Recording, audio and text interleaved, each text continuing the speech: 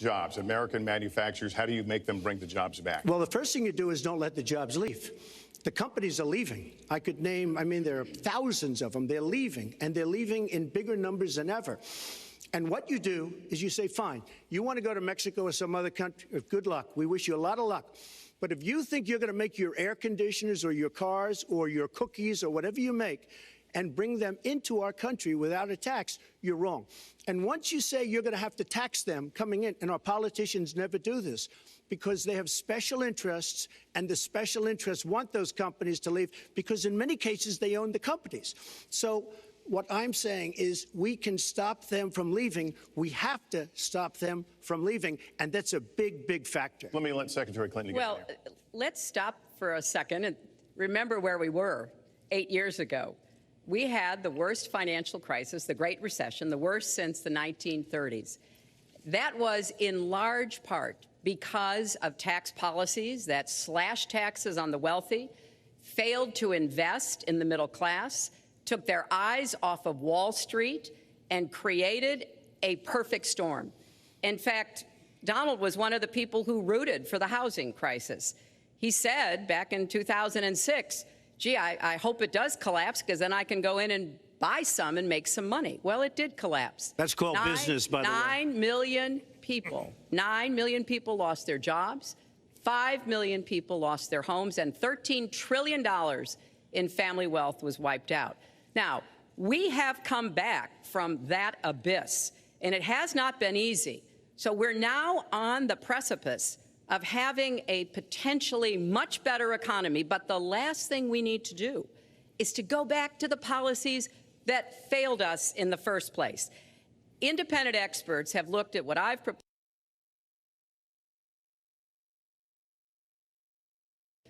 and basically they've said this, that if his tax plan, which would blow up the debt by over $5 trillion and would, in some instances, disadvantage middle-class families compared to the wealthy, were to go into effect, we would lose 3.5 million jobs and maybe have another recession.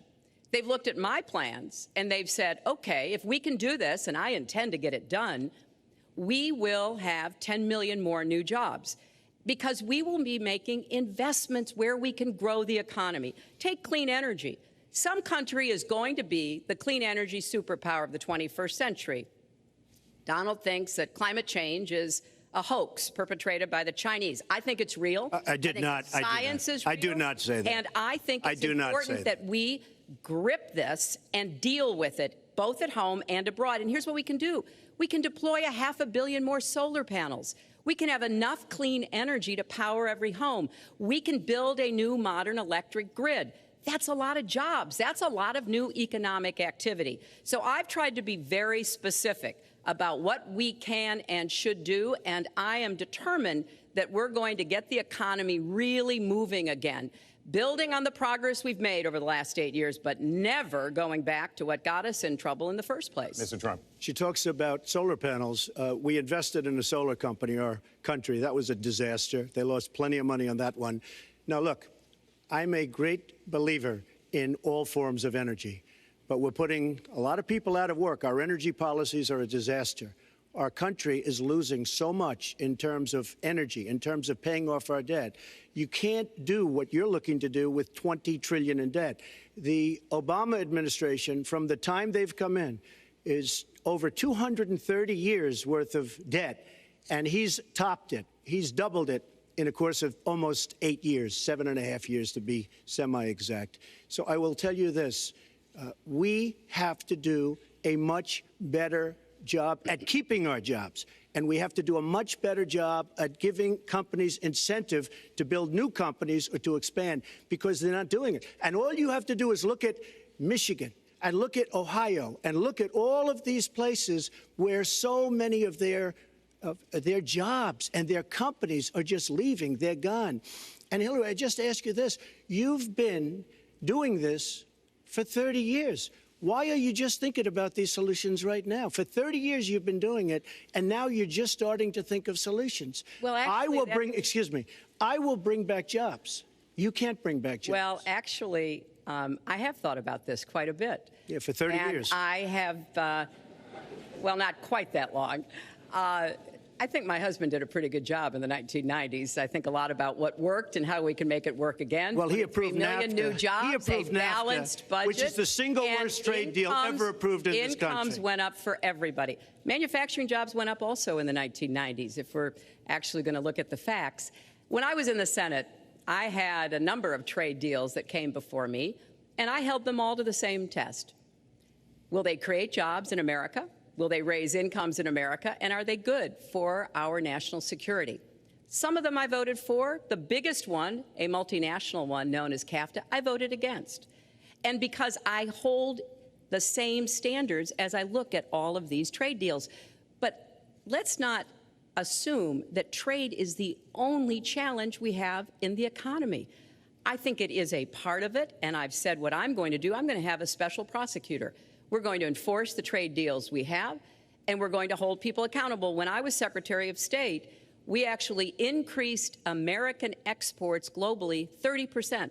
We increased them to China 50%. So I know how to really work to get new jobs and to get exports that help to create more new jobs. Very clear. Well, you haven't done it in 30 years or 26 years. Well, any number you I've want been to a do. senator, You Donald, haven't done it. And you haven't I done have it. been a And Secretary of State, and I have Your done husband signed a lot. NAFTA, which was one of the worst things that ever happened Well, to the that's your manufacturing opinion. industry. That is your You go to opinion. New England, you go to Ohio, Pennsylvania, you go anywhere you want, Secretary Clinton, and you will see devastation where manufacturing is down 30, 40, sometimes 50%. NAFTA is the worst trade deal maybe ever signed anywhere, but certainly ever signed in this country. And now you want to approve Trans-Pacific Partnership. You were totally in favor of it. Then you heard what I was saying, how bad it is, and you said, I can't win that debate. But you know that if you did win, you would approve that, and that will be almost as bad as NAFTA. Nothing will ever top NAFTA. That is just not accurate. I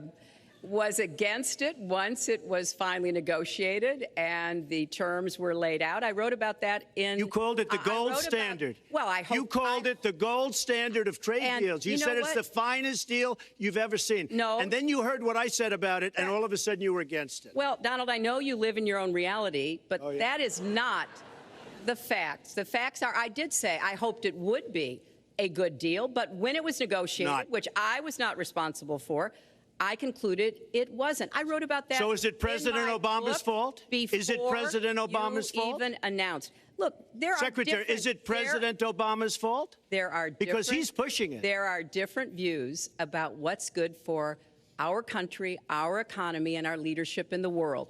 And I think it's important to look at what we need to do to get the economy going again. That's why I said new jobs with rising incomes, investments, not in more tax cuts that would add $5 trillion to the debt. But you have no plan. Oh, I do. Secretary, in fact, you have no plan. A book about it. It's called Stronger Together. You can pick it up tomorrow. That's about all you... Folks, at the bookstore or at an airport near you. We're going to move to... But it's because I see this. We need to have strong growth, fair growth, sustained growth. We also have to look at how we help families balance the responsibilities at home and the responsibilities at business. So we have a very robust set of plans, and people who have looked at both of our plans have concluded that mine would create 10 million jobs and yours would lose us 3.5 million jobs and explode You are the going debt, to approve one of which the biggest would tax have cuts a in recession. history. You are going to approve one of the biggest tax increases in history. You are going to drive business out. Your regulations are a disaster, and you're going to increase regulations all over the place. And by the way, my tax cut is the biggest since Ronald Reagan. I'm very proud of it. It will create tremendous numbers of new jobs. But regulations, you are going to regulate these businesses out of existence. When I go around, Lester, I tell you this, I've been all over. And when I go around, despite the tax cut, the things that business and people like the most is the fact that I'm cutting regulation. You have regulations on top of regulations, and new companies cannot form, and old companies are going out of business, and you want to increase the regulations and make them even worse. I'm going to cut regulations, but I'm going to cut taxes big league, and you're going to raise taxes big league. End of story. Let me get you to pause right there, because we're going to move into the next segment.